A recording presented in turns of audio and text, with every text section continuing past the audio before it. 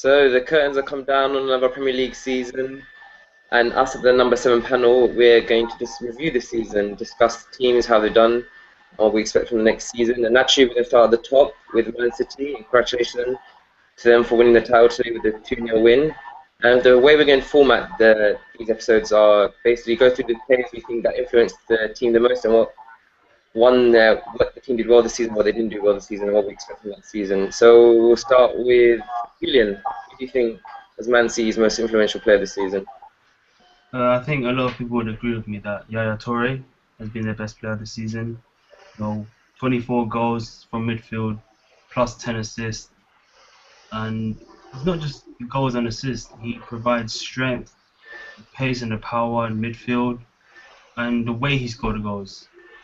For example, the one in Crystal Palace, pass and move, burst into the box, great finish with his left foot, free kicks.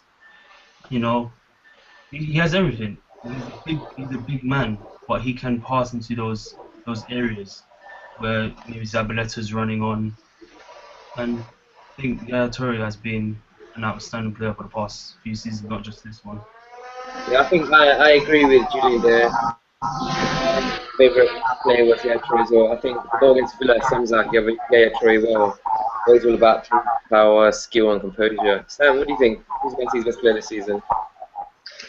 None of them, maybe. No, no, I'm joking. As much as it pains me to say, I think Yaya Toure is like their standout player. And how old is he now? I think he's 29. 29, 30 maybe? I don't know, whatever it is. But he's getting into the 30s anyway. I think when they do actually get to the point where he retires or moves on, one of the two, I think they're going to struggle to replace him.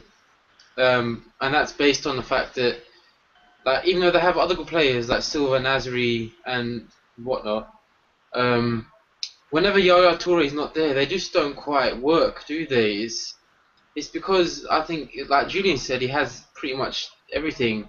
And a good example of that is when they were at Anfield, and I think first half he wasn't quite playing well. He was sort of limping around the field. Maybe giving his 30-40% effort, and Liverpool ran rings around them. So I think Yaya Toure is the obvious choice, and not only obvious but deserved as well.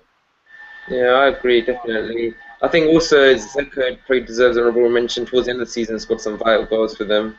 So, Julian, where do you think Man City won the title this season? What made them different from other teams?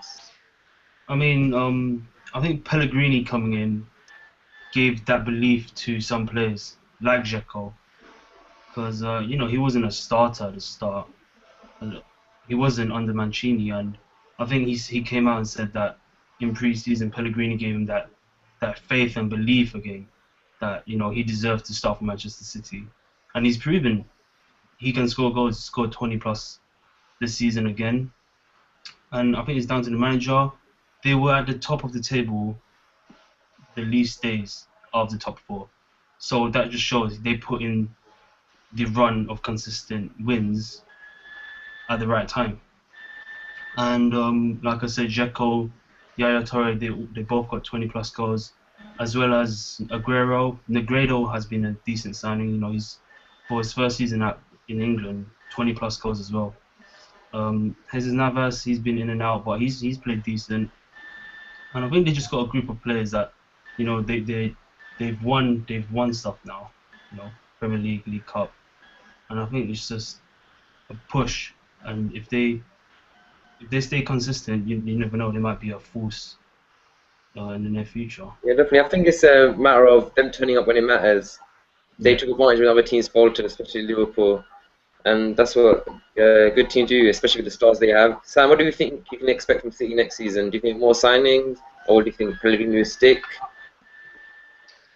Well, this is where they slipped up last season, wasn't it? When they just won the league and then they sort of started with their signings. They made poor signings. They made Sinclair, I think it was Garcia as well, and maybe another one or two. And it sort of didn't increase their position of strength. Um, I think if they want to sort of win the league again next season, I think they need to get a world-class centre-back to partner Vincent Kompany, and then maybe reinforce sort of the winger area because they only really have one, don't they? Out and out winger in Navas.